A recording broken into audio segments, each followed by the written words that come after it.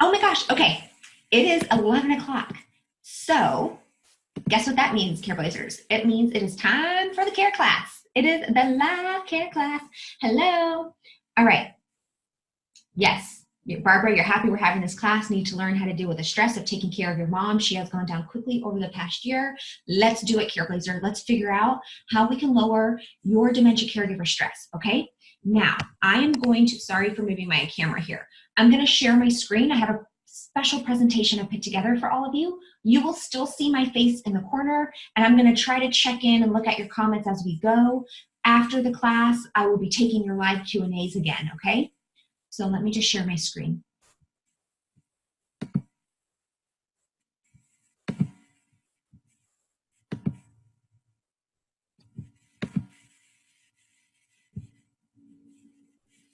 All right, Care Blazers, can you guys see my screen? Before I get started, I want to make sure.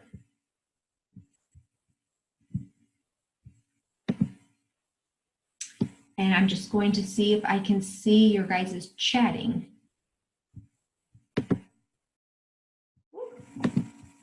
Okay. I'm assuming you guys can see the screen. I'm having a hard time seeing your comments.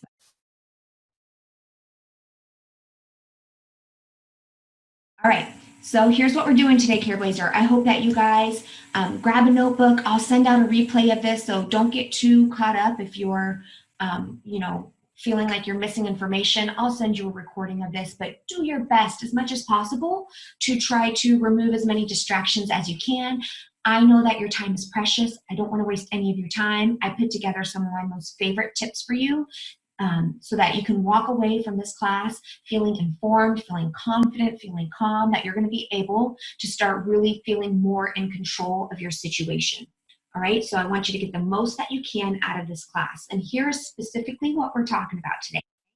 I want to talk about how to lower your dementia caregiver stress and how to improve some of your loved ones' difficult dementia behaviors. And I want to talk about specifically ways to do that that do not cost you any extra time, money, or hired help. How does that sound?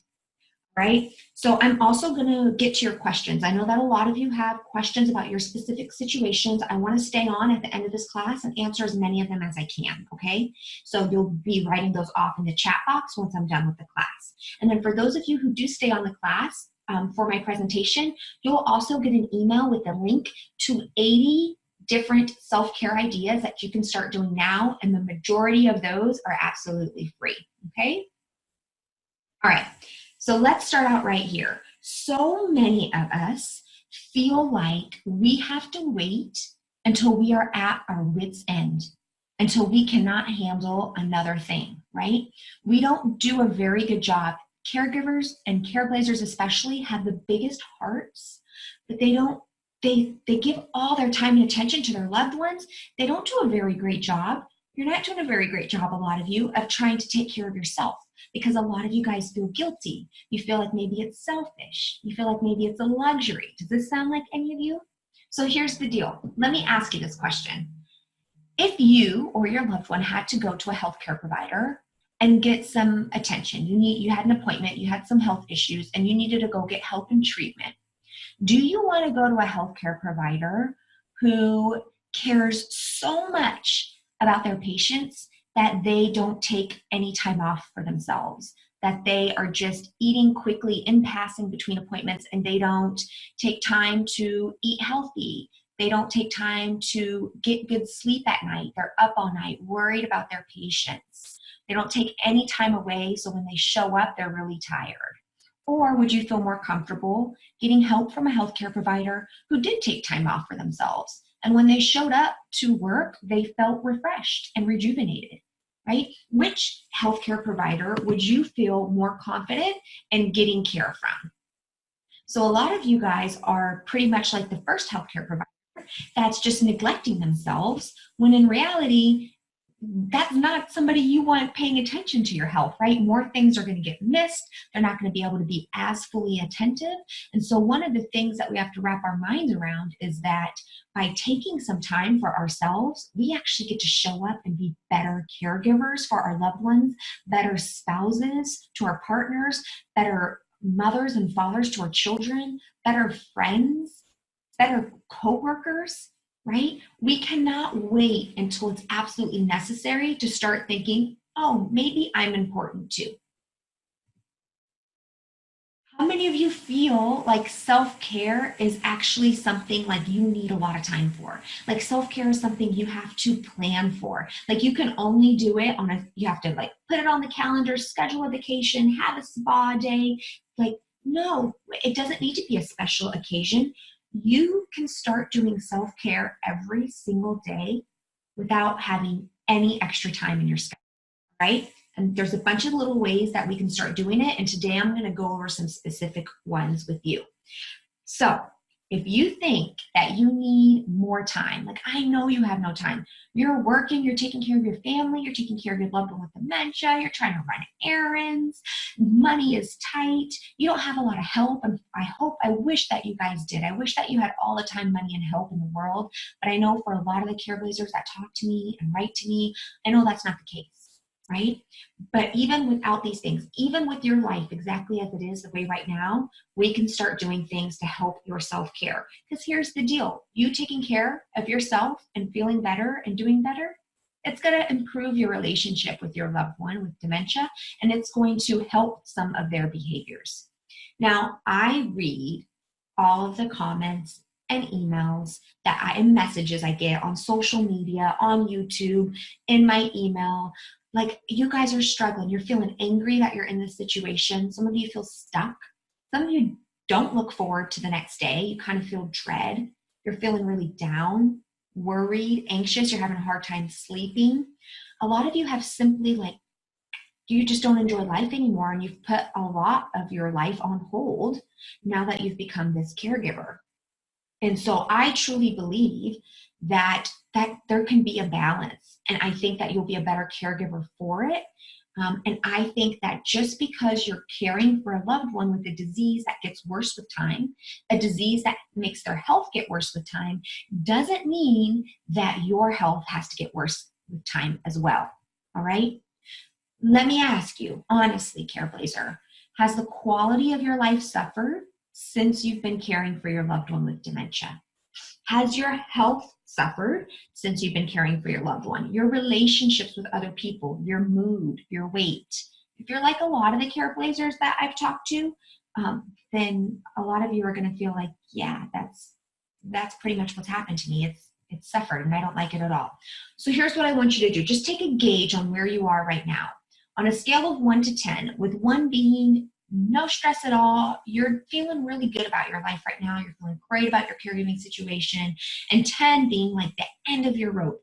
You don't know how you're going to make it another week, you're feeling totally stressed, you've completely lost yourself, your health has gone down the tubes, and 5 being somewhere in the middle. Where is your stress level right now? Let me see if I really want to.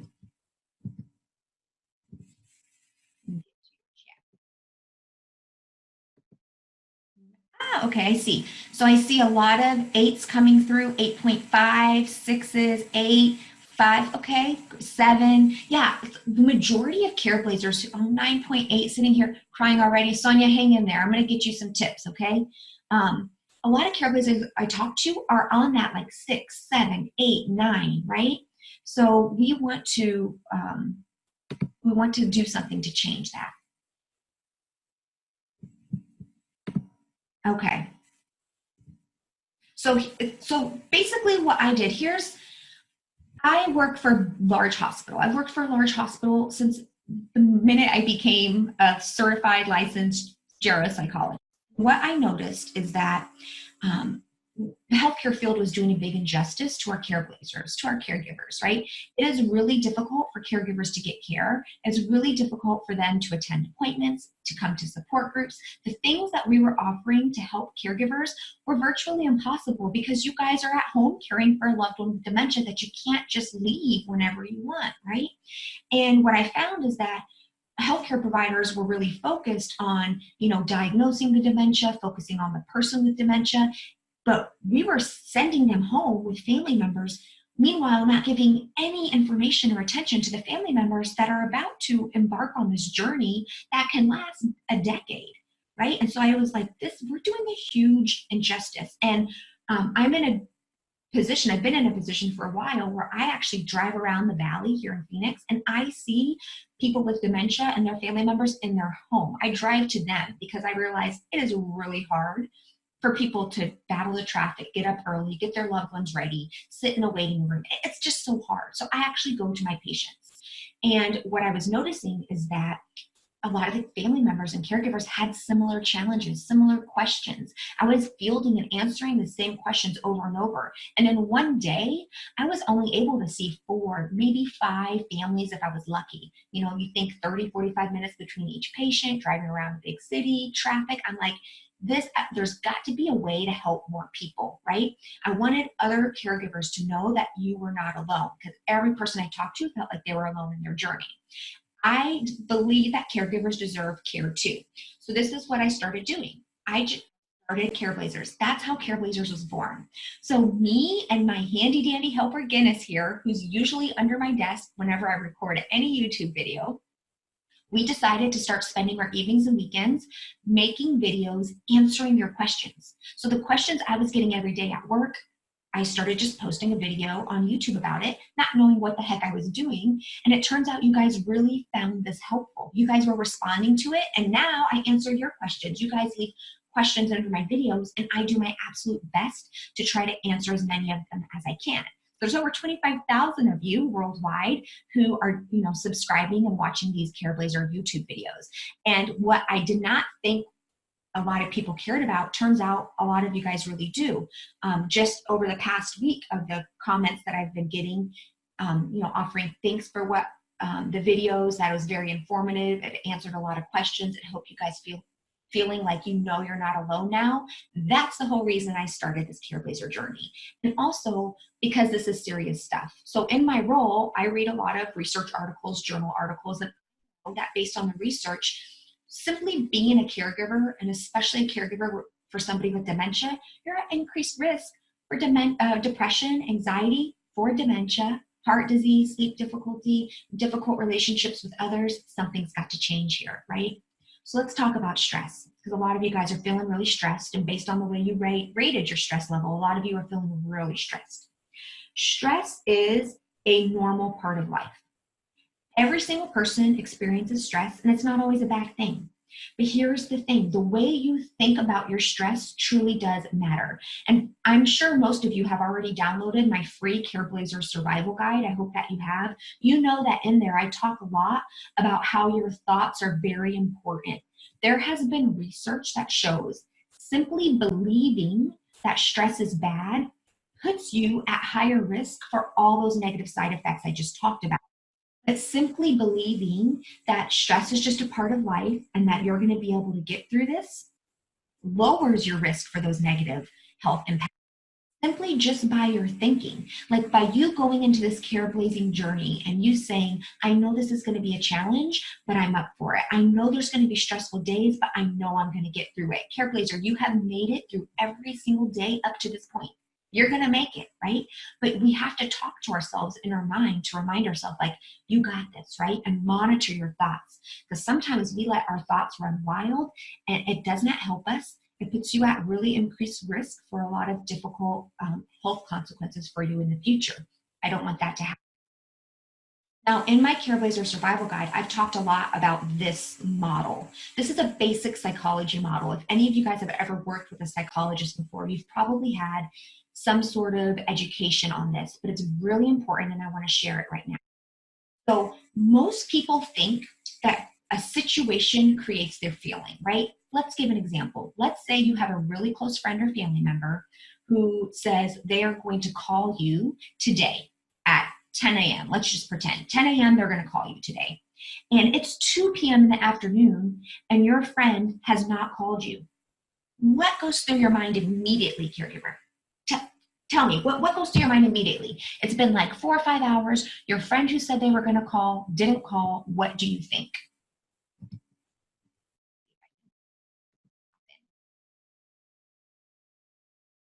Oh, I'm glad that I'm looking at your comments now. Okay. So they forgot about me. They don't care about me. Right. Excellent. Thank you. They don't want to talk to me. Okay, this is perfect. So let me go back. So you have a friend who said they were going to call, they didn't call, you immediately think they don't care about you, they forgot about me, they don't like me, right? That thought then creates a feeling. How do you think you're going to feel if you have those thoughts? You're going to feel sad, you're going to feel depressed, right? You're going to feel lonely. And then you have an action based on that feeling. Okay, but here is the trick that can change your life forever, Careblazer. It's never the situation. The fact that your friend did not call you, that's not the reason that you're feeling depressed or sad or lonely. It's your thinking behind it, and your thoughts are they forgot about you, they don't like you, they don't care about you. But another Careblazer might think, oh my gosh, did they get in an accident? Are they okay? Right? And they might feel anxious and worried. Another Careblazer might think they are so selfish, they only think about themselves, and that Careblazer is going to feel angry. Another Careblazer might think, I hope they're okay. They might have a lot going on in their life that I don't even know about because they don't want to burden me because they know what I'm going through, and they might feel compassionate, right? Does that make sense?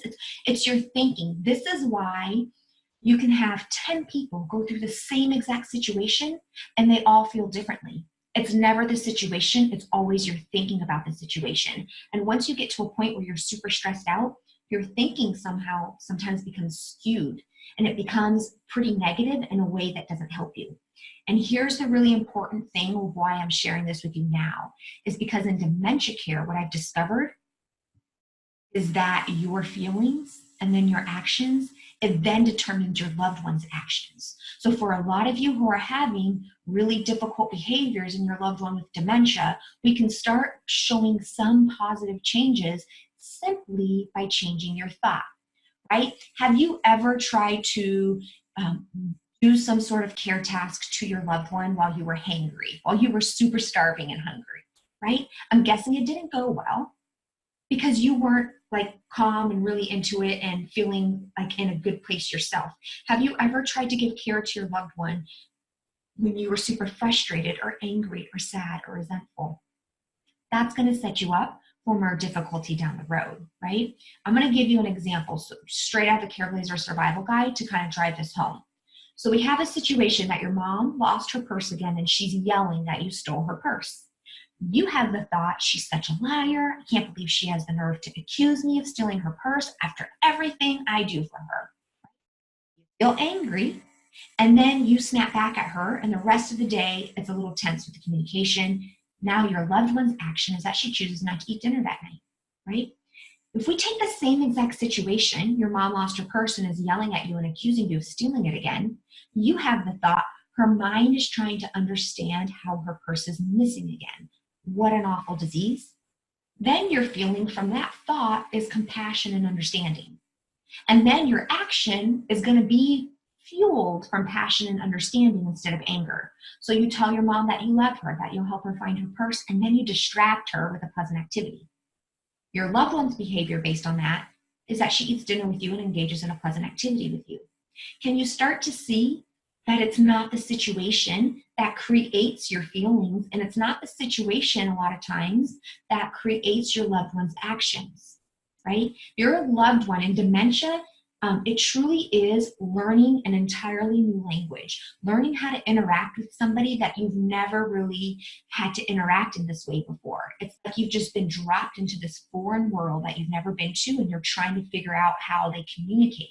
And the problem is we're stuck in our brains because we've been communicating with the world in a certain way, and we keep trying to communicate with our loved one in that certain way, and it's not working. And so we have to learn how to join our loved one's world, right? So simply by changing your thoughts, being aware, most people aren't even aware of their thoughts that go through their brain. We call them automatic thoughts because they happen automatically. Most people just stick with the feeling and they think, this happened and I felt this way. But there's a thought happening there. So just increasing your awareness of that can help change your loved one's behaviors, changing your behavior. So you are a mirror. In dementia, they have the ability to really process all the words coming out of your mouth starts to decline. So you can be telling your loved one that you love them, that you care for them, that they're doing great. But if you're doing it while you're rushed around, or you look stressed, or you're not even like really making eye contact with them, they're missing the message you're trying to give them. And all they're seeing is that she's tense and she's stressed, and I'm picking up that something's not okay here. And then they start to get agitated and respond from that. So if you can remember anything, remember you're a mirror for your loved one. Also, joining their world. Here's an example that I like of a care blazer I worked with. So her mom kept grabbing a tissue box off to the side, and she kept putting it on her feet. And the care blazer kept taking the tissue box away from her and saying, this is not for your feet. Like, this is for you to blow your nose or for you to wipe your face. She couldn't figure it out. And so I asked her, like, if you were to join your mom's world, if you can just look from your mom's perspective, why in the world would anybody put a tissue box on their feet, right? And we came up with that idea, maybe she wants something on her feet. And guess what? That's totally it. She wanted some socks or slippers on her feet. Once she had those on her feet, she stopped grabbing the tissue box. So we have to try to get out of our world and look at our loved one's world and say, why might they be doing this behavior? What might this mean? The challenge is it's really hard to get to that point and to think from that point when we're totally stressed out. We just want the behavior to stop, right? We want to make sure we don't argue and we don't reason and we don't correct. So if we could just correct our loved ones and have them change, or just tell them the way to do something and have them change, life would be a lot easier, right? We wouldn't need this class. We wouldn't need the YouTube videos. We wouldn't need all the support. They're not able to do that. So we have to try to figure out, what can we change so that our loved one can then change? And that's just it. A lot of the best ways to change your loved one with dementia is simply by changing your approach, right? It's a little bit of trial and error. So when you control what's happening, I want you to challenge yourself to control the way you respond to what's happening. There are so many times we make our situations so much worse, right? Simply because we feel like it shouldn't be happening to us. This is awful. You just want them to stop. And when we respond from that place, the behaviors usually continue or even get worse. So you have to decide, the way that you're responding in the moment, is it helping the situation or is it hurting? And if you need a little timeout, a little break, a little breather, take it. But remember, you are always in control of what's happening and of your response. You're always in control of how you want to respond. And that's a really good thing, okay? So let's get to one of the things that you can start doing right away. And that's enjoying the mini moments, right? I want you to rethink what you think self-care looks like. These are things that most of us do every day, right? We take a shower, we drive, we drink coffee, we watch TV, we listen to music, we talk on the phone, right? There are things that we can take advantage of every day that, because we're so stressed out, we let them fly by the wayside. We don't even acknowledge that they're happening. So if you're taking a shower, you can literally take 30 more seconds, 1 minute, to just breathe in the smell of the shampoo. Breathe in the smell of the soap or the body wash. In that moment, Care Blazer, you can't do anything else, right? You're in the shower, so enjoy it. In the moment when you're talking to a friend, how many of you guys are worried about something else, thinking about something else, and totally missing what's happening right in front of you, right? Enjoy those moments. You're driving in the car, sing at the top of your lungs. Enjoy the sunshine coming through the window, right? Listen to one of your favorite podcasts. Take advantage of what you're already doing that doesn't require you any extra time, money, or help, right? And along those same lines, there's something called mindfulness, which is basically it's basically staying in the present moment, not letting your mind wander to the future or the past. How many of you guys find yourself worried about what's coming up in the future, thinking about tomorrow and already dreading it? Thinking about the past, what happened, an argument, that you're really stressed, comparing your life and situation to somebody else's. Meanwhile, if you practice being in the present moment, a concept called mindfulness that we teach a lot in psychology, it is impossible in that moment when you are mindful to feel stressed, depressed, anxious, because all of your attention is on what you're doing in that moment. So if you're in the shower, you're noticing the temperature of the water. You're feeling it drip off your body. You feel the loofah or washcloth on your skin. If you're eating food, you notice the smell of the food, the colors of the food, the temperature of the food, the way that it tastes. So many care blazers tell me that their weight has gotten out of control and they're just scarfing down the quickest thing that they can come by. They're not even thinking, they're mindlessly eating, which then just adds to their stress down the road when they look in the mirror, step on the scale, and they're thinking, what's going on, right? Well, it's because we're not staying focused in the present moment right now.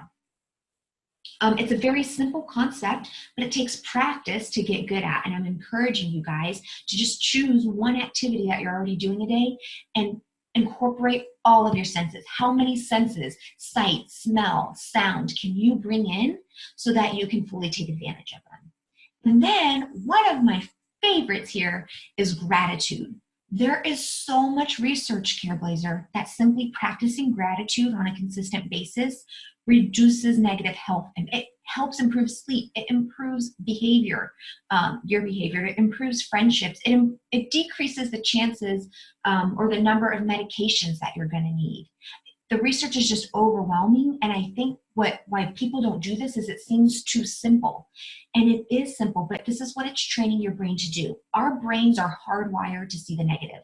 That is what has kept us alive as a species, Care Blazer. We needed to know where the danger was. We needed to know where the threat was. We didn't know where our next meal was going to come. If somebody was going to take everything from us, we were going to be attacked by a wild animal. That's the brain that we have. So by practicing gratitude and asking yourself, what am I grateful for today? We start to counteract the way our brain is hardwired. It literally takes 5 good things to counteract one negative thing, right? You could have had all kinds of great things happen today. People say all kinds of nice things to you. And one person says something about you being selfish for taking a break to get your nails done or to go to watch a movie. And they think you're selfish because you have a loved one with dementia at home, and that just overshadows everything, right? That's what sticks with you, not the good stuff. So by practicing gratitude, you're just asking yourself, what am I grateful for?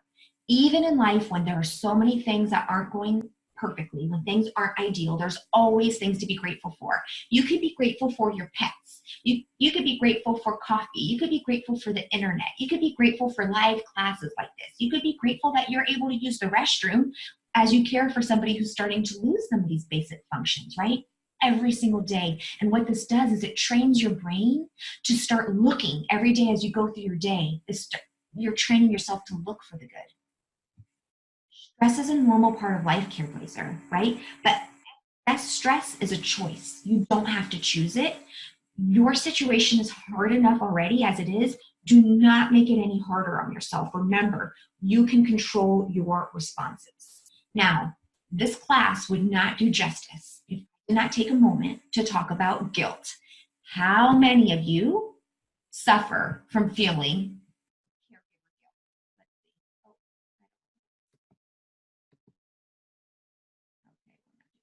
Okay. How many of you feel guilty for having caregiver guilt? You feel like if you take time for yourself, you feel guilty. If you do something nice for yourself, you feel guilty. Yeah, exactly. So I'm going to give you something that I want you to do. I want you to ask yourself this whenever you start to feel that guilt creep in, okay? Are you ready for it, Care Blazer? Guilty for the caregiver guilt sometimes, yes, okay. What would you tell a good friend in your same exact situation? Somebody you truly cared about. If a loved one, a family member, a best friend came to you and they were caring for a loved one with dementia and they were feeling guilty because they wanted to go have lunch with a friend and they did, or they went and got a haircut, or they went shopping, or they just, went for a walk, or they did something nice for themselves and they told you they felt so much guilt, or they felt like they couldn't leave their home because their loved one with dementia can't leave their home. Would you tell them, yeah, you shouldn't leave your home, or yeah, you're selfish? Would any of you say that to somebody you loved or cared about? No, of course you wouldn't. You would tell them, you're important, you're worthy, you need to take care of yourself. That's what you would tell somebody you love. But in our own minds, we're awful to ourselves, right? You are talking to yourself so negatively that if you had a friend in your life who talked to you the way that you talk to yourself in your head, you would drop that friend like a bad habit super quickly, right? but we don't ever stop to question the way we're thinking to ourselves in our mind. So whenever you notice that guilt creep in, Trailblazer, I want you to say, like, okay, what would I tell a friend right now? What would I tell somebody I really cared about? I need to do whatever that response is. Does that make sense? All right, here is my challenge to you. And I'm going to put up a little poll here. We'll see if we'll make it work. All right, here's a poll. I want you to choose one thing that we talked about today, and I want you to commit to just trying it, to sticking with it for a week. Of the ones that we've talked about, which one do you want to try? Do you feel like would be the most helpful for you? I'm going to keep this poll open for just a couple of seconds and we'll see what you guys say.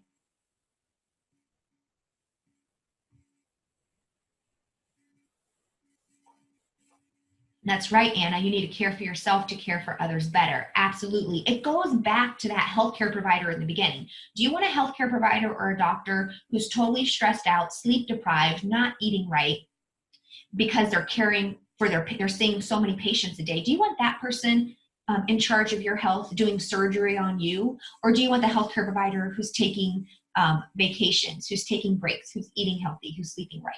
Right? That we all know that doctor, that surgeon, that healthcare provider is going to give you better care. It's the same when it comes to care for your loved one. Yes, the video I did with the analogy of the car and self-care. Perfect. Right? Healthy care provider, please. Right, Anna? And that's what we want. I want you guys to be the healthy care provider as well. So, oh my gosh, you guys, 39% of you will start practicing watching and changing your thoughts. That makes my heart so happy. That will change your life, Trailblazer, not only in your caregiving situation, but with everything in life. If you walk down the hallway at work and somebody doesn't smile at you, what are you going to think? Are you going to think they don't like you, they're ignoring you, they're mad at you? Or are you going to think they must have a lot on their mind? They must be stressed out, right? You get to decide how you want to think about things, and the way you think about things impacts the way that you feel. So great job. Let's see. Gratitude, awesome. We got a tie between mini moments and mindfulness, which is perfect because they're kind of like the same thing or very similar. And then keeping the guilt in check. I love it. All right, I'm going to end that poll there. So let's go on here.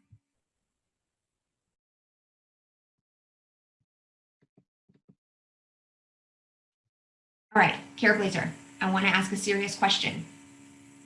Where would your health be if you kept doing exactly what you are doing right now without changing a thing? Where would your health be in a year from now? Would your health be worse, better, the same? Think about it. If you didn't make any changes at all, you didn't start prioritizing yourself, you didn't start taking time for yourself, you didn't start making some of the changes you needed to help your loved one's behaviors improve, where would it be, right? If you go back to the whole stress meter, you guys are already pretty high. A lot of you guys are high.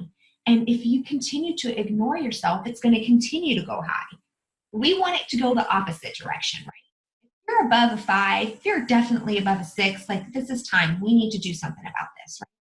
So because this is something that's near and dear to my heart, because I work with Trailblazers every single day who are telling me they're stressed out to the max, their loved one is having difficult behaviors, they're having a hard time managing them. The more stressed they are, the more difficult behaviors their loved one has.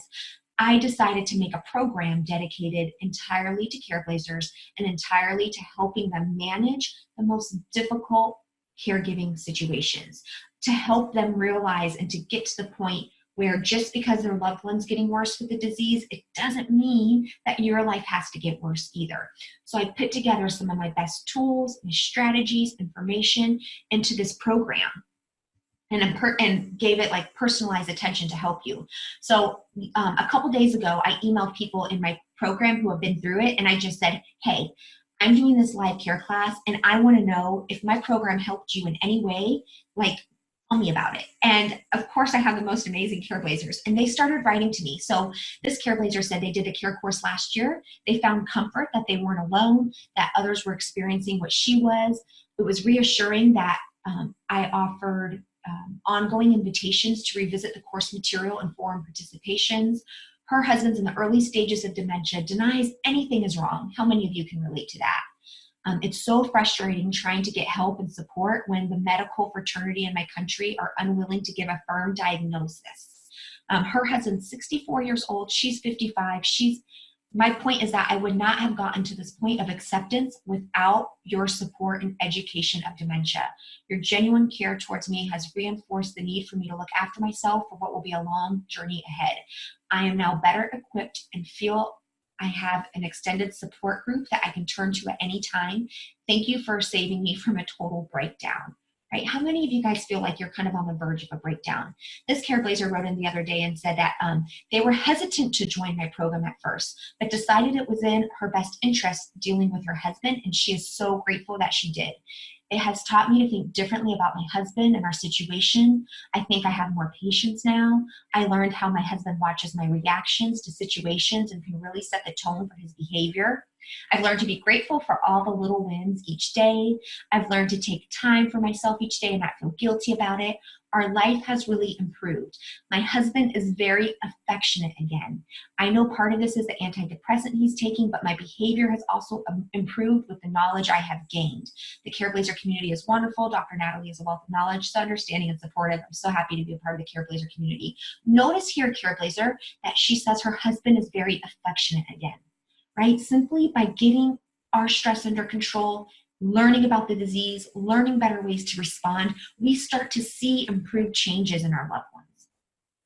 This one says that they rode the fence for a bit, didn't know if she wanted to join the program, but she started to see her loved one decline and she started to question her abilities as a caregiver. So she jumped in, and through the course, she realized that she wasn't alone in her struggles. She was among others to share, cry, and laugh with. The course helped her understand the importance of herself and things she could do and be doing to make sure her mental and physical state was in line with the challenge that under normal circumstances would deplete both her physical and mental state. Her mom is still a challenge, but she's much better equipped to handle her. I think anybody either in or getting ready to be in a Careblazer position would benefit highly from this course. With the lack of community support type groups dealing with dementia-related issues, this course, Facebook group, and the videos, I'm able to keep my sanity and gain more understanding with what's going on with my mom. Excuse me. We'll do one last one here. This one, the Careblazer course was amazing. The online Facebook group was a chance to see that I'm not alone. The chats, I found Natalie's YouTube video so helpful, and I didn't connect or find any other resources that held my attention. When I saw the course, I just signed up. I did hesitate for a moment on spending the money, but I just thought I want to provide and be the best caregiver for my mom. Education was going to be key. The course immediately helped me. The course just goes much deeper than information I could find browsing the internet. It prepared me on interacting with strangers, navigating family issues, my own frustrations with dementia, and taking care of myself. It has simply been the best experience in my caregiving journey. Notice how she says here, like, interacting with strangers and navigating family issues. How many of you feel like you're alone, that other family members just don't believe or understand what you're going through? Oh, one more. Okay, the course was amazing for me. It's great to be able to ask questions and have them answered right then and there on the online part.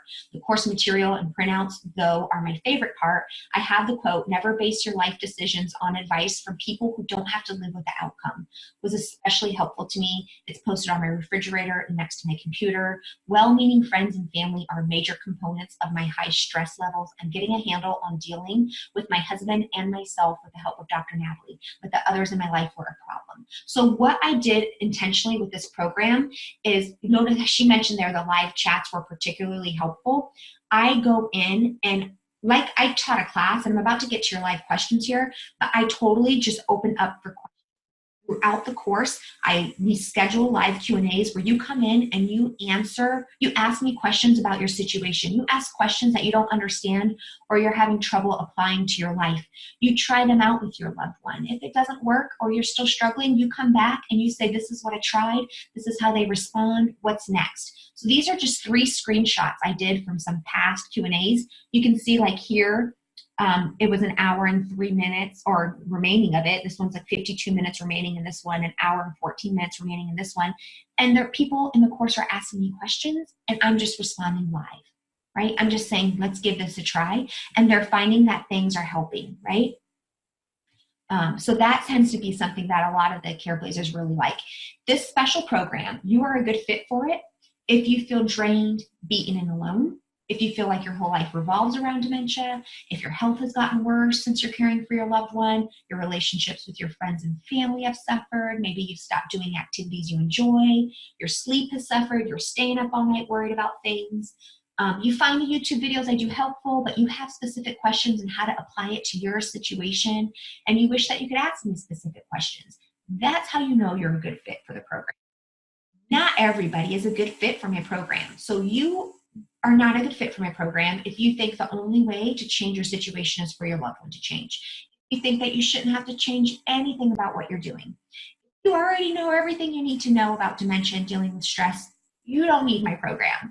And if you think that a program will mean that you're never going to be stressed again, that's not realistic. This is not a good program for you. You're going to have stress again. It's just that you're going to be better able to handle it. And finally, if you're in significant financial strain and you can't afford the course. So my hope for you, the reason I created this program is I want you to be half as good at caring for yourself as you are at caring for your loved one. You guys do a wonderful job at caring for your loved ones, right? We got to put you back into the picture. So let me just explain what this program is, and then I'll get to your questions. So this course, I have 9 exclusive videos that aren't available anywhere else. In those videos, I talk about specific ways to manage stress, specific ways to start implementing self-care, how to handle it when your loved one doesn't think they need help. They don't agree with your decision, how to handle it when all your friends and family around you don't agree with what you're doing, right? Lesson comes with its own care sheet where you could print off or save on your computer, kind of start your own CareBlazer journal and start to document what's working, what's not working. There's a private Facebook group where I go live. I go live in this course minimum of 7 times. But here's the thing, you have access to this course forever, this program forever. So every time I go live, when I only offer this program a couple times a year. So this is the last time I'm offering it this year. But when I offer it again, you can just come right on back again and participate in the live Q&As. So you have way more opportunity for live Q&As than just the 7 for this round. Also, you have access to the exclusive videos forever. They never go away. Also, because so many CareBlazers tell me they struggle with their weight and their nutrition and their diet, I have a really good colleague and friend who sells a nutrition course that she's just given to you guys for free, where you learn about healthy diet, you learn about meal prepping to save you time, and you learn how to finally get control of your weight. So her life was personally affected with a loved one who had dementia, and that's why she's been so caring to offer this course to you guys. Also, another dear friend who's a yoga instructor, does a lot of relaxation. In the video where I talk about self-care tools you can use right now and how to apply them to your life, there's a bonus of relaxation audio, progressive muscle relaxation that she has gifted to you guys because her life has been affected by dementia, and she knows that caregiver stress, and she wants to make sure that you guys can work through it. All future course updates. Every time I update the course, you get it. You get all the updates, all the improvements, no extra charge. It's a one-time fee. That is it. If we look at how much all of this adds up together, you're looking at about $1,500. But I'm offering it for $297 for you to get all of this, for you to have it forever, for you to be able to kind of share some of your struggles and work with me. I'll be with you every step of the way to try to help figure out your situation, how we can improve your caregiver stress. The course starts November 4th. I leave this course open. People are going to be joining it till November 4th. At that point, there's no opportunity to join. I'm just going to get in there and we're going to work through this together. If after 30 days you decide, you know what, this isn't for me, that's okay. I'll give you your money back. There is no risk at all. And for those of you who sign up while we're on this webinar and you're in the US or Canada, I'm just going to give you one of these CareBlazer Strong Bags. I'll send it to you, okay? So one of these babies I'll send your way if you purchase while we're on this class. And so I'm about to get to your live Q&A questions, so you have some time here, okay? If you have any questions, if you're not sure this is right for you, whatever the case may be, you can ask them in the chat feature. You can also email me today. Guinness and I are going to be standing by for the rest of the day, just kind of managing all your questions, fielding them, and making sure you really are a right fit. All right, I'm going to stop my screen share, and I'm going to get to your questions and read the comments. Okay, let's see.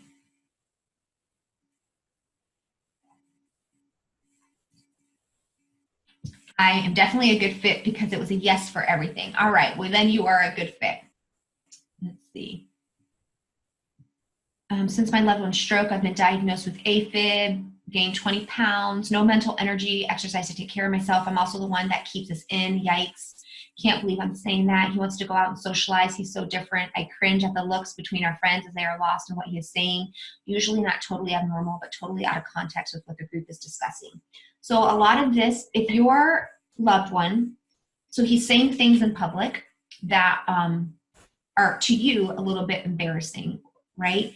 But if your loved one's enjoying it, if your loved one is being social and he's not having a problem socializing, even though he's not totally getting it, that's fine. It's more you have to work with your own discomfort in these situations. And if you have true friends and true family who care about you, all it takes is for you to let them know ahead of time, like, you know, you can give them some pointers, like you just nod, smile, you know, his brain is not working in the way that it's worked in the past. Thank you for your understanding, right? Just let them know ahead of time, and that can take some of the pressure off yourself. But in that situation, it really is your discomfort and your loved one's behavior. If he is enjoying what he's doing, it's okay that it doesn't make complete sense. If he has like inappropriate comments and behaviors, definitely warn your friends and family ahead of time. If you're out in public and it's with people that you don't know very well, or it might just be in passing, like a cashier at a grocery store, waitress at a restaurant, something like that, you can kind of make up these cards. And if you follow me on Instagram, I posted a picture of one that's really cool. And basically it just says, my loved one has a brain condition and sometimes says and does things that are inappropriate, or sometimes does and says things that are offensive. Thank you for understanding. And you just hand them the card and walk on by. Again, that's more for your own feeling comfort and okay with it. Tom, do I mind if you share a book with everyone? Go ahead and share. The more people we can help, the better. But also going back to you, the name is cut off a little bit. Take care of yourself, right? Your body is telling you, like you have AFib, you've gained weight, you don't want to go out, you have no energy. Your body is telling you something has to change. And it doesn't, you're not going to change dramatically overnight, but it starts with one small thing. So my encouragement to you, what one thing in this class can you just start applying to your life? Apply it to your life for 2 weeks straight. And then after 2 weeks, add another one in there. And again, I just talked about things that don't require time, money, or extra help. You can start doing them right now, but you're going to start building confidence. You're going to start feeling better. You're going to start getting energy, and you can start making some of those bigger changes from there.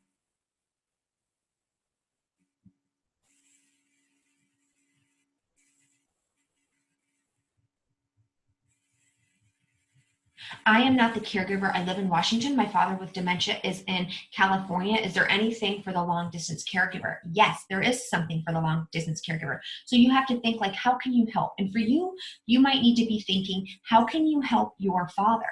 Right? What would be most helpful to your father? From afar, you can do a lot of things, Careblazers. You could call and make doctor's appointments. You can order online groceries to be delivered. You can call in medication refills. You can help manage finances.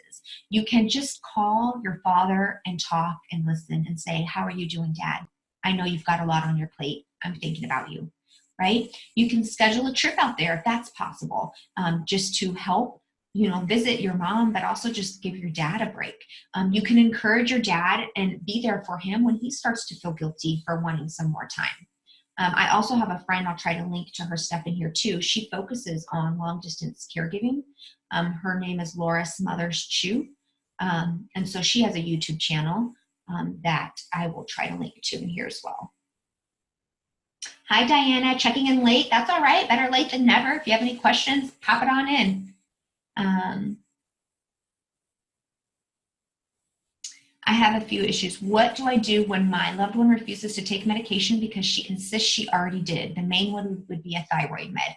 So a lot of times when it comes to these difficult behaviors, we kind of have to trial and error and see what would be best. So for your mom, you can say, oh, you have to take 2 today, and just give her first medication, right? We don't want to try to argue. So like if you responded to your mom and you said, no, you didn't take it already today, you're setting yourself up for some pushback and argument. But if you say, oh, this is the second one for today, Also, what helps sometimes is like you taking a vitamin or something at the same time as your loved one does. So it doesn't feel like your loved one doesn't feel like something's super wrong with them and not with other people. It's just kind of a natural thing. Oh, let's take our vitamins for today. Let's take our medicines for today. I'll take mine, you take yours. But for you, don't try to say that she didn't and just say, oh, it's another one for today.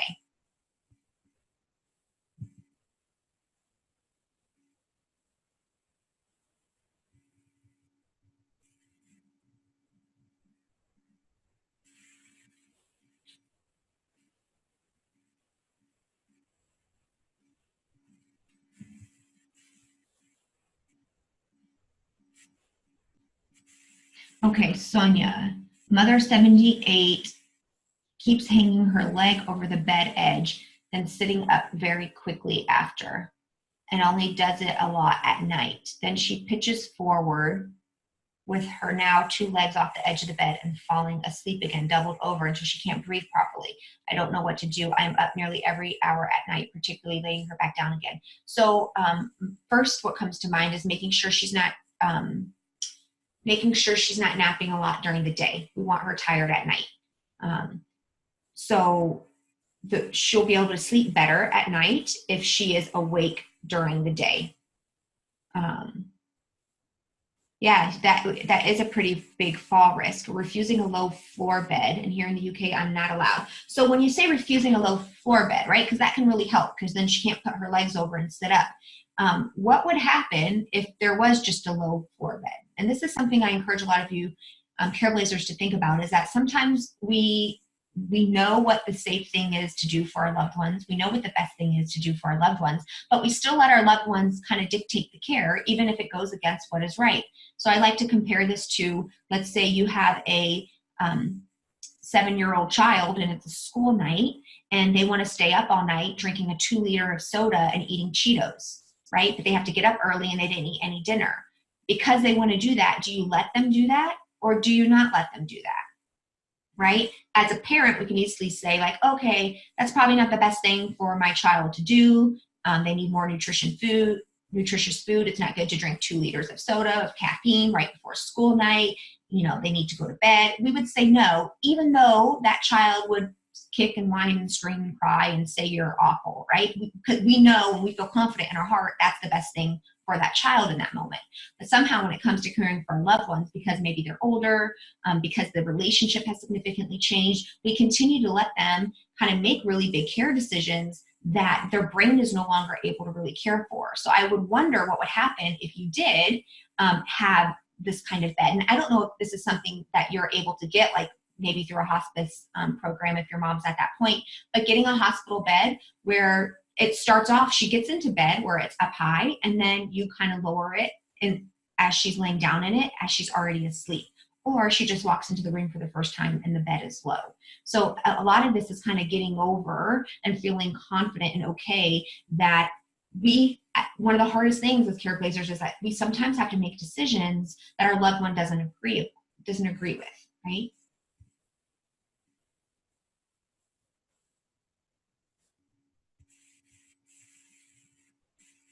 Connie is in a situation where there is one caregiver creating a lot of stress for the rest of us. Any ideas how to handle this person? Why do you think this person is creating stress for you? What is that person doing? Give me some more information. I'm getting Q&As in the private place, so I'm going to try to look.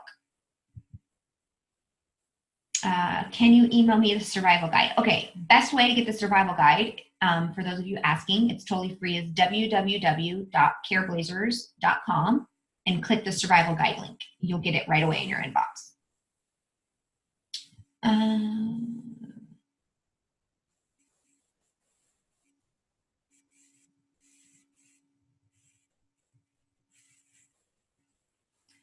Okay, Althea, I'm living in and helping out with a couple who are both 83. She has dementia, he is fine. I'm not related to them. I was found by their daughter 2 years ago and brought to live here, partly to help and to be company for the wife when the husband isn't around, also to rescue me. She was told all this in the interview 2 years ago, but of course she forgot. The wife with dementia keeps writing notes about when am I leaving? Why is she here? She needs to move on now. She is a user. Does she even pay rent? Things like this over and over again. Why is she doing it, and will it ever stop? I am not moving out ever. I have no place to go anyway, and he wouldn't make me go. He needs the help now a little. I also make meals half the time, and she will get worse. Okay, so here's the thing. Who is the decision maker here? It sounds like there's somebody, the man, 83 years old, and the daughter, who have agreed to bring you in to be kind of company and help for this family. You're asking a question of why somebody with dementia doesn't want you there and keeps writing notes and saying these things. Well, we can't approach it by trying to tell that person to stop. That person with dementia doesn't understand that of why you're there. She just doesn't get it, and she may never get it. So your goal can't be to get her to try to stop doing what she's doing, right? As long as the daughter and the father are all on board and they agree and they know what you're doing and you continue to provide help, then the situation is what the situation is. It's not that much different than somebody with dementia being upset that there's a paid caregiver coming into the home saying, I don't need this person. Why are they here? Send them away. It's the same thing going with you. You have to learn to distance yourself from that, to know that it's the disease. And the best way for those kinds of questions to go away is going to be you changing your thinking and you changing your approach when you interact with this woman. So I imagine, based on how concerned you are and the way that you ask this question, you're probably approaching her with hesitancy. You're probably a little bit frustrated that she keeps asking these questions and keeps making these statements. And you just need to take a deep breath and remind yourself, when we go back to the beginning of the class in terms of like your situation, thought, feeling, and action, you need to work on your thought and change it to something like, she has a disease and doesn't understand. She can't wrap her head around why I'm here. She has a disease that she's not going to be able to remember my purpose here, right? Come from a place of compassion and understanding. Interact with her from that way. Find ways to laugh, engage in activities. Tell her that you just enjoy her company and you enjoy being around her, right? That's going to foster a better relationship. But if it keeps going, like if you keep approaching it the way that you are right now, yeah, it's not going to stop. But you have to be confident, like you have an arrangement with her husband and her daughter.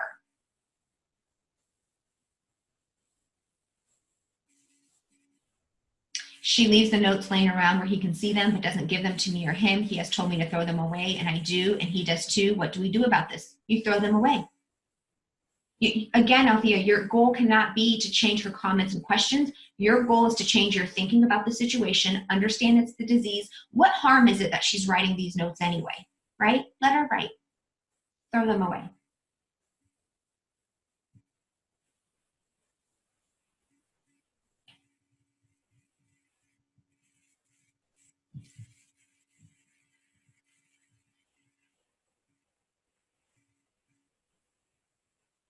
Okay, Susan. 99-year-old mom has severe paranoid delusions. False beliefs interfere with her daily living. My only sibling and I put her into assisted living for the first time 2 months ago. Either my sister or me visits her every day.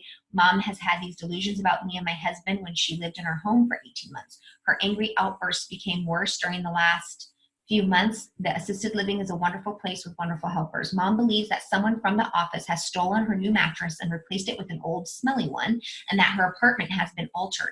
It is smaller than when she moved in. We tried to distract her. We tried to show her that the mattress is the same, and other unhelpful reactions. We need help meeting her needs. Yeah, again, so you're trying to use reasoning to help, and that's not going to work. You're trying to reason with your loved one who doesn't have the ability to reason. So you're coming up with explanations that make sense for you and your sister. They're not making sense for your mom.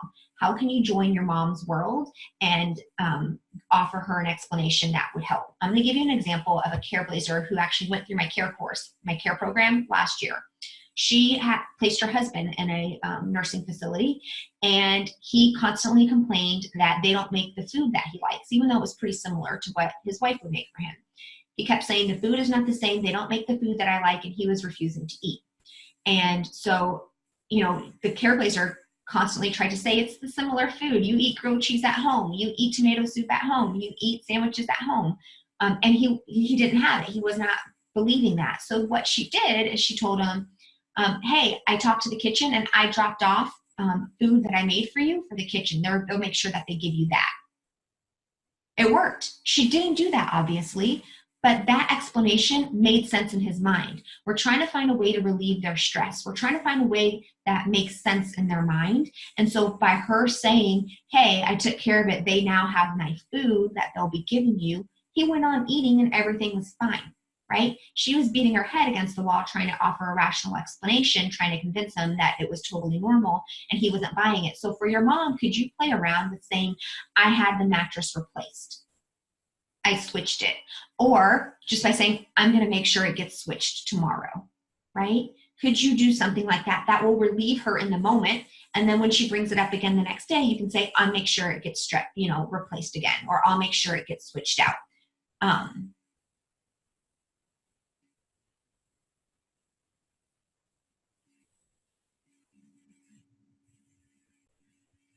Yeah, so distraction doesn't work because she knows what you're trying to do. So you can just, from like trying to ease her, saying, let's work this out. I'm going to figure out a way to get you a new mattress. And in that moment, like, it's really hard to argue with that. It's really hard for your mom to say, come back with something. It's like, you're saying you're going to help get a new mattress. And then the next day goes by and you can say, oh yeah, still trying to get a new mattress.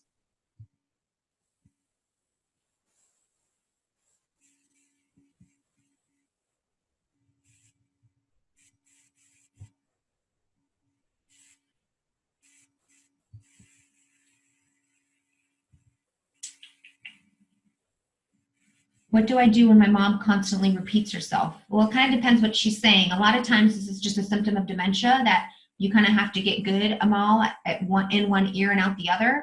Another thing is if it's repeating the same thing over and over, trying to understand what is she meaning by that.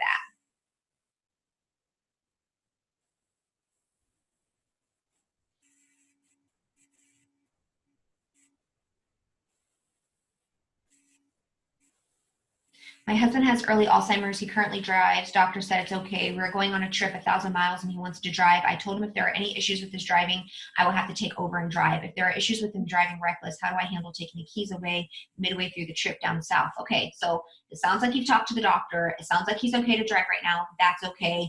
But realizing that when it's out of the usual, place he's normally driving, it can get really challenging and scary, especially if there's like detours or construction.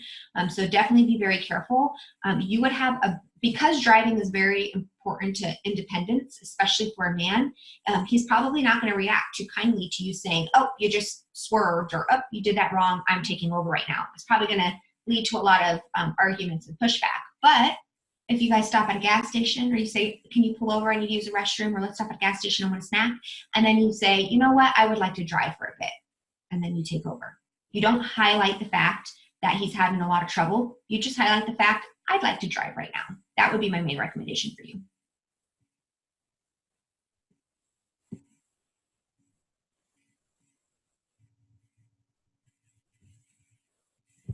I have to leave my mom for 5 months. Is it better to wait till the day before to tell her I have to leave for a while? Or should I tell her well in advance? Do I tell her how long I'll be away for? I'm afraid my separation will speed up her dementia.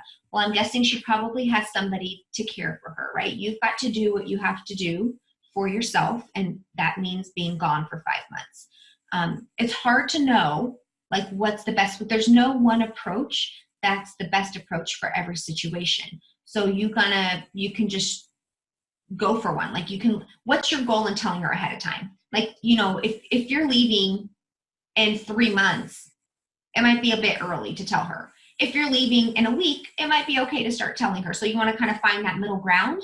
But it is okay to tell her. And then if she starts to get really anxious or concerned, hear her out. Listen, what are you worried about? I'm going to miss you, right? And then you can start to like make sure just everything is set up that as things will be as consistent and normal for her as possible. She might respond in a way that's really hard for her, and that's okay. You can just support her and respond to the emotion behind there. But in terms of whether you wait to tell her or you tell her right now, there's really, it's not one answer for everybody. Just make your decision and go for it. And however she responds, you'll then change your approach and respond to that. What do I do when my mom constantly repeats herself? She always wants to go back home, and I have a hard time with that because I feel she's not listening to me. Go back home, meaning that Is she already at home and she wants to go back home? Is she in a nursing home and she wants to go home?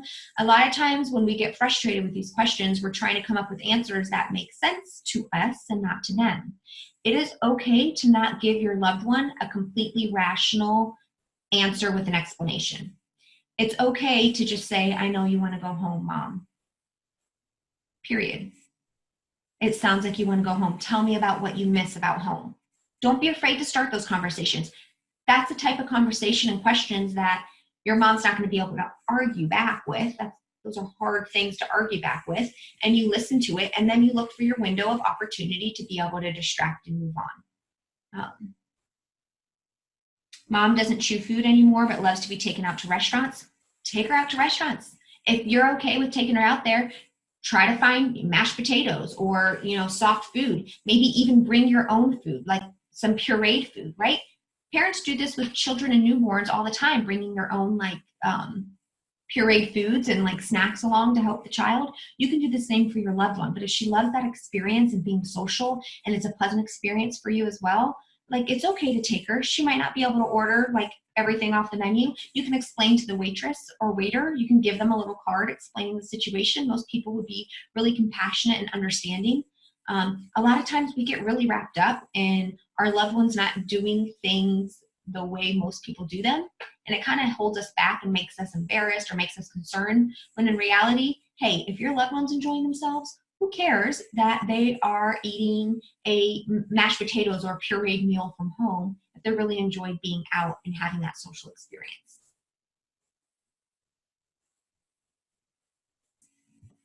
Tom, when I'm talking with fellow Trailblazers, I always recommend 2 resources. The first is Natalie's YouTube series, thank you. The second is a book, Thoughtful Dementia Care by Jennifer Grant Fuller. It's available as an ebook. Awesome. I have not heard of it. I'll check it out. On my Instagram, I started doing a series under my highlights of books. So whenever I read a dementia book that's really good, I take summaries from it and highlights, and I put it in my Instagram highlights for you guys to go through and learn about it. And if you want to read more about that book, you can. Tom, I'll try to check out that book and kind of add it to that.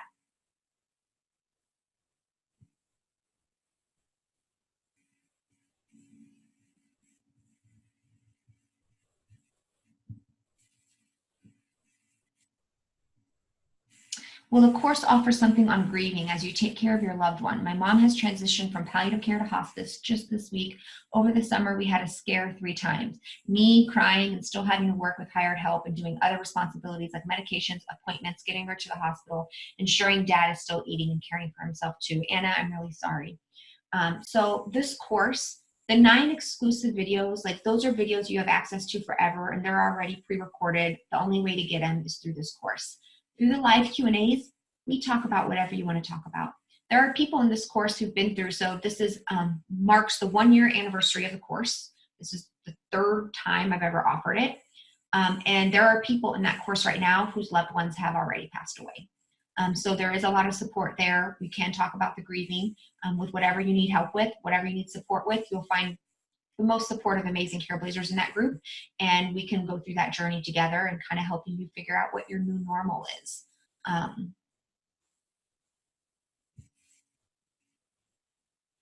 Bye, Tom. Ooh, Diana, really great question. I feel guilty telling her to slow down her eating. How do I find balance between criticism and helping her enjoy her meal? This is really important because it can tear away at a relationship when you're constantly correcting and criticizing. Have you ever noticed that your loved one tends to be more snippy and rude toward you, the person giving all the care, and they seem to be kind of nice and totally fine with other people? A lot of that happens because we're constantly correcting them, criticizing them, we're not doing it from a bad place. We're doing it because they need the help, right? But there does become an art to this, and that's something that we can get into more in the course as well. My recommendation to you is to play around with maybe not putting all the food on her plate at once, right? Maybe giving her a little bit of food, putting a lot on your plate or off to the side, and as she's starting to eat, slowly put some more on her plate. Right? So she doesn't have all that stimulus. Sometimes what happens is people with dementia will just shovel the food in their mouth and pocket it, and that they're not swallowing it. So just approach it from a loving place. See if you can kind of give her little bits of food, not all at once.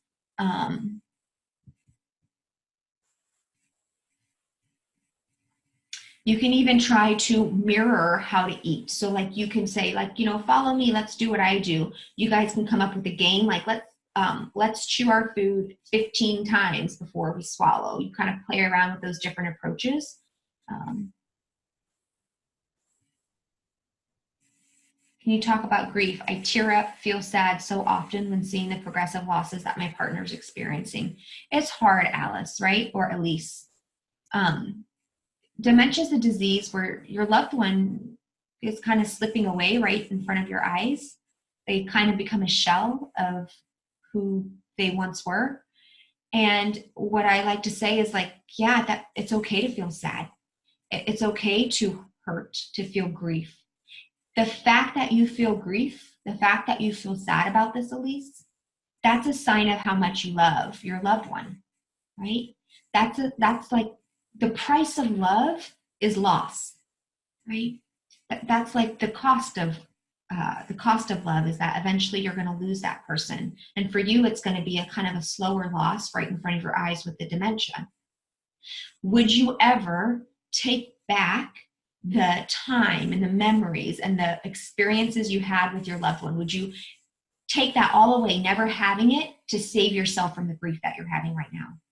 Most people would say no. Most people would say, this is really hard for me right now. I feel a lot of pain. I feel a lot of grief, but I wouldn't trade it in the world. Like, I'm so grateful that I've had this person in my life, right? So for starters, just not rushing yourself, not putting pressure on yourself that you should feel better. No, it's hard to watch. And it's a constant reminder that this is a sign of my love. It hurts so much because I love this person so much.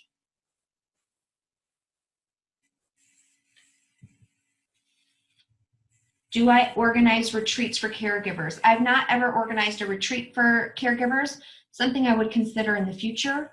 Right now, the most that I do in terms of personal access and being able to talk one-on-one is through my program. That's where I put a lot of my attention right now. I do like the idea of a retreat. I think it would be really nice. I would have a lot to work on in terms of thinking through that and giving it some time. I know it would be hard for a lot of care places also to kind of leave their loved one depending on where they are.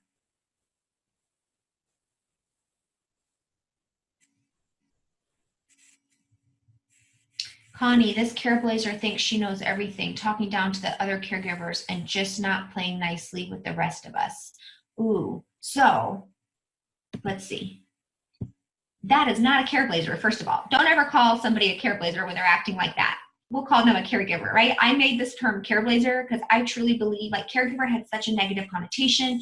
A care blazer, you are a dementia care hero. You lead with love, with compassion. Yeah, you get frustrated. Yeah, you get overwhelmed. Yeah, you're human and you have a heart, right? But you come right back, you get right back into the game, and you care from love for yourself and for your loved one with dementia. I'm sorry that this person isn't playing nice with the rest of us. So as much as possible, like going back to one of the quotes that one of my previous course members said, people can think whatever they want about you, right? That's kind of you could be the best person in the world, the nicest person in the world, the best care blazer in the world, and there's still going to be somebody out there that thinks you're selfish, that thinks you're awful, that thinks you don't know what you're doing. You have to have confidence in knowing you're doing the best you can, and that's enough. That's it. Your goal can't be to convince this other person to see it differently. Your goal is to give great care to your loved one with dementia. Connect with people, find a good support group, right? Find good, and that could be the Care Blazer program. That could be the Care Blazer group. Find people to surround you that support you, lift you up, and care for you. Don't put all your energy and attention into this one person that clearly is suffering from something of their own and is just trying to negatively impact you. Don't let them have that power over you. I'm going to answer a couple more questions. It's kind of we're over an hour here. Mindy, are we allowed to email you questions? You're more than welcome to email me questions. I get a lot of emails every day. I'm not able to respond to them all, and I answer my emails and my questions in priority of the people who are my program. Like come November 4th, that's my priority. Those are the questions I'm answering. I do read every single email. And what I like to do is, as much as possible, every 10th YouTube video, I do a Q&A. And so I sometimes pull your questions from emails and from comments, and I'll answer them in a future YouTube video. You're always welcome to email me though.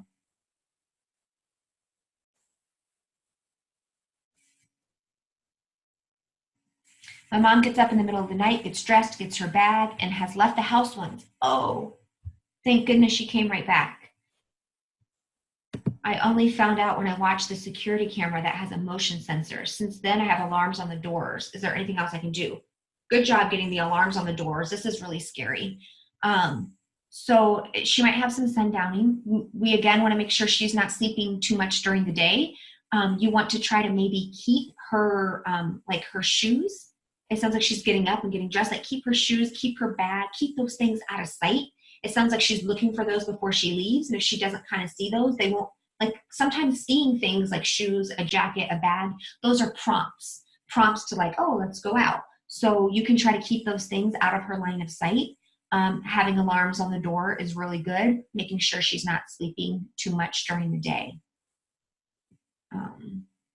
Sometimes care blazers will also kind of disguise the front door. Like sometimes they'll put like a curtain rod with like a curtain and they'll like cover up the door. So if they do get up and wander around, they don't see a door with a handle that then is a trigger. Or they'll even put locks that are kind of like up out of sight or low.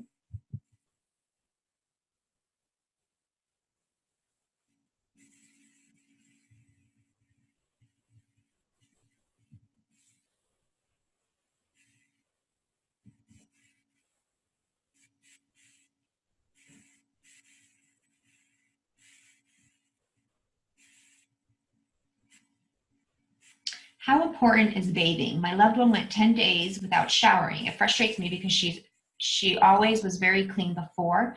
She's had 2 UTIs and I try to make sure she showers a few times a week, but now it is only a fight. She can mostly do it herself, but I've had to go in to prompt her of what to do next and use soap, washcloth, etc. So yeah, the cleanliness factor kind of goes down. The bathroom and the shower situation can be pretty scary. It does become an issue if things like UTIs are happening. But you know, your loved one doesn't have to shower every day. There are things you can do in between, like using a damp washcloth, using baby wipes to try to get at areas, even if it's not a full on bath. You want to try to make the bath time as pleasant as possible. Putting on some good oldies, making sure the room is nice and warm, making it a spa day, having nice essential oils going, having a night find her like a nice cool robe, making it like a fun activity instead of we have to take a bath or a shower now, like it's been 10 days. Some care blazers have had success with like having a calendar on the wall and marking on a calendar like in 3 days, spa day or, you know, bath time and saying, oh, look, it's this day, let's go take care of this, right? But making sure you're approaching it and being mindful of the way you approach it, that it is from a loving place, a fun place, and not so scary.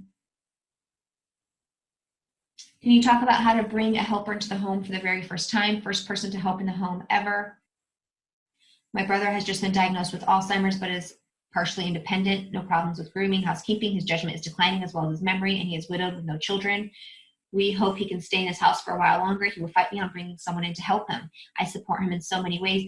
Okay, bring somebody in, but not to help.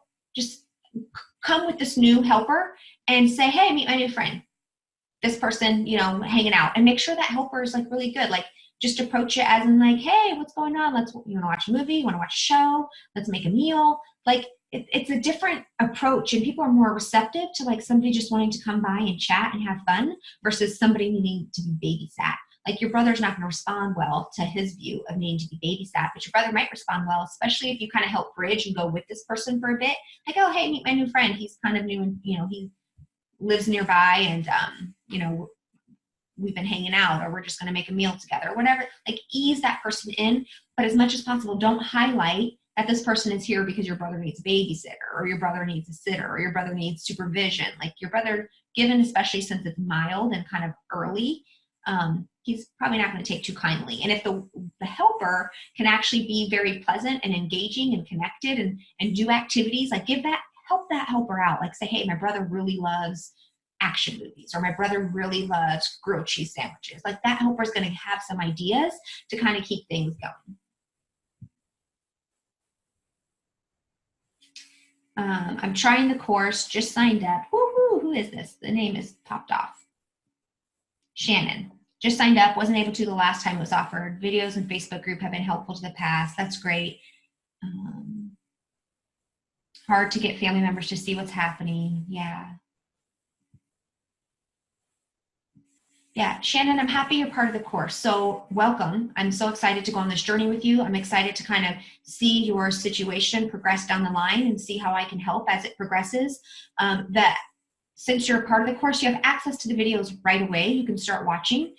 You'll get an email immediately with the link to join the private group. The group will get active once the course officially goes live. So November 4th, nobody new can join the course on that day. So then we'll really jump in and get to know each other and help one another out. But I'm really excited you took this step for yourself.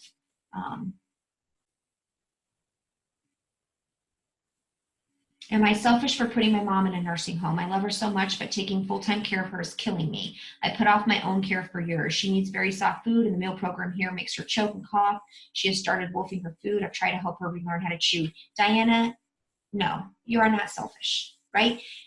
If somebody you cared about came to you and said, am I selfish for putting my loved one in a care facility? What would you say to them? Would you say, yeah? No, like everybody has their own reasons about placement and not placement. It's not right for everybody, but those places exist for a reason. It sounds like it wasn't safe for your mom to be where she was with the meal plan, right? It sounds like right now your mom is in a place where she's getting good care and safe food.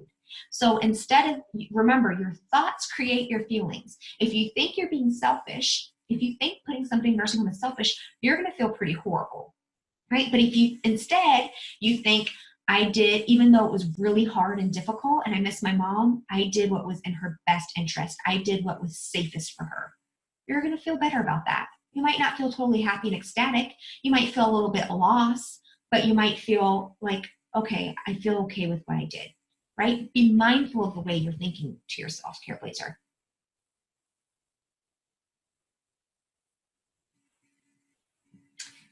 All right. Is it okay to show my grief in front of my loved one? It would be wonderful to have the excuse of a caregiver retreat to get some time off. You do not need an excuse of a caregiver retreat to get some time off. You don't need an excuse at all. You can get some time. If you can, if you have that luxury, take some time off. Again, it goes back to the beginning of the class. We think we need this special occasion. We think we need this like special date. No. Look into respite service. Contact your area agency on aging. Maybe get your loved one into an adult day healthcare program. Book your own retreat, right? Call up a friend and say, hey, can I spend the night with you one night? Let's do an old-fashioned slumber party, right? If you have the means, go to a hotel for a night and just enjoy kind of the peace and quiet. Like depending on your situation and what you're available to, you do not need a reason that's good enough to take time for yourself, whatever that looks like. All right. One more question here, Care Blazers. Let's see. So I'm going to hang up. I'll answer one more question. I'm going to hang up, and then whoever purchased the course, by the time I hang up, I will contact you when the course starts and get your address and send you one of my Care Blazer Strong Legs. So I promise you'll get that. How is the care course run? Is it set times every day or as and when you can do it? Okay, I'll answer another question after that because this is about the course, and it's a really good question. Because I know you guys are really busy, life happens, challenges get in the way, the care course is set up for you to watch the videos. It's there for you anytime, day or night, for the rest of your life. Every time I do an update and improve it, it'll be updated and improved there for you for the rest of your life for as much as you want it. If it's 2 a.m. or 2 p.m. or Sunday or Friday, the videos are just constantly there in the program area. The live Q&As, when the course starts, I'll send an email out with the dates and times of the live Q&As. Because I know not everybody can attend all the live Q&As, I offer the ability for you to submit questions ahead of time that I can just answer even though you're not on. And I vary the times and days so that I can try to hit everybody from all the different parts of the world. I've had people from Singapore and Canada and France join the course. So like I realize there's different time zones. So I do vary it. but you do not have to attend live to get your question answered. And I also upload those live Q&As into the course portal for you. So you don't have to do it every day. You do it as your schedule permits. Sharing for others in case it helps. I had a mindset change about 5 months ago and started calling Mother my recycled toddler, always said with a smile, which has really helped. And she giggles at the nickname that we came up with together. Yeah, Sonia, kind of having a light heart about it, having a sense of humor about it. And the way that you know that that's totally okay is that your mom giggles about it and you laugh about it, right? You know if you're using the right approach with your loved one based on how they respond to you. You guys are helping one another out here in these comments. That's great.